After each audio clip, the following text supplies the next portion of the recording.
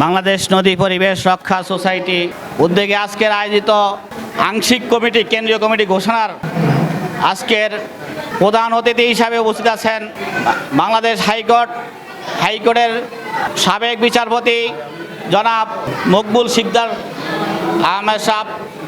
আজকের এই অনুষ্ঠানের সভাপতি বাংলাদেশ নদী পরিবেশ রক্ষা অধিকার সোসাইটির সম্মানিত চেয়ারম্যান নবনির্বাচিত চেয়ারম্যান এবং বাংলাদেশের হিউম্যান রাইটস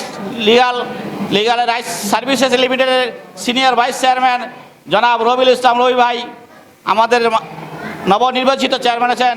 বিশেষ করে আমি তাকে ব্যক্তিগতভাবে আমার পক্ষ থেকে এবং এই কমিটির পক্ষ থেকে আমি তাকে অভিনন্দন এবং ধন্যবাদ জানাচ্ছি।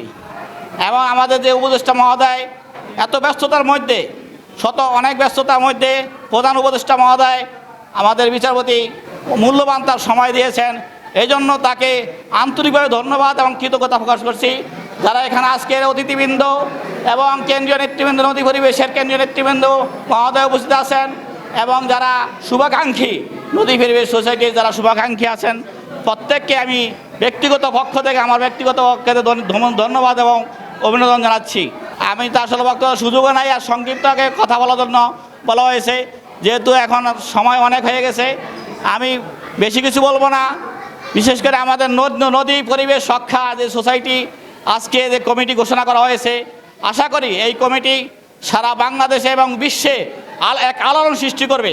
কারণ আমাদের দেশে আজকে আমরা নদীমাতৃক দেশ, আমাদের বিশেষ করে 3 ভাগের নদীর মধ্যে 2 ভাগই তো নদী, 1 ভাগ মাটি। আর আমার জন্মস্থান হলো ভোলাতে, আমরা বাংলাদেশের বৃহত্তম দ্বীপ ভোলা, নদীমাতৃক দেশ। আসলে বুড়িগঙ্গা নদীর যে অবস্থা, পানি যে দূষিত হচ্ছে, ওই যে আমাদের মহাসচিব বললো না, ঢাকা যে অবস্থা, ময়লা আবর্জনা যেভাবে রাস্তার ভিতরে ফেলে রাখে, মুখে নাকের ভিতরে রুমাল দিয়ে হাঁটতে হয়। আজকে বিদেশে তো আজকে একটা ময়লা পড়লে সাথে সাথে উঠে নেয়, আমরা দেখছি যারা বিদেশে যারা গিয়েছেন। তো এই জন্য আমরা নদী পরিবেশ রক্ষার জন্য কাজ করবো ইনশাল্লাহ। যে কমিটি হয়েছে নির্বাচিত কমিটিকে আমরা সহযোগিতা করব। আমরা যেভাবে আমাদের যার অবস্থান থেকে এখানে সকল শ্রেণীর সকল পেশার মানুষ এখানে সম্পৃক্ত হয়েছেন এই কমিটিতে, আমি সবচেয়ে বিশেষ করে আমাদের চেয়ারম্যান মহোদয়কে আবার ধন্যবাদ জানাচ্ছি যে আমাদের বিশেষ করে সরকারি অনেক চাকরিজীবী এখানে আছেন, বিশেষ করে শিক্ষাবিদ আছেন এবং অনেক চিকিৎসক আছেন, বিচারপতি মহোদয় আছেন, অনেক বিভিন্ন পেশার লোক এবং সাংস্কৃতিক পেশার লোক আছেন। উনি যে সবাইকে সম্পৃক্ত করেছেন, সবাই মিললে আমরা দেশকে গর্ব, সবাই মিলে গর্ব দেশ নদী পরিবেশ রক্ষা বাংলাদেশ। আমরা নদীকে আমরা শাসন করব, নদী দূষণমুক্ত বাংলাদেশ করব। আমরা আগামীতে একটা দেশের পট পরিবর্তন 5ই আগস্টের পরে একটা নতুন বাংলাদেশের স্বপ্ন মানুষ দেখতেছে। এই নতুন বাংলাদেশকে আমরা আধুনিক বাংলাদেশকে করতে পারি সবাই মিললে।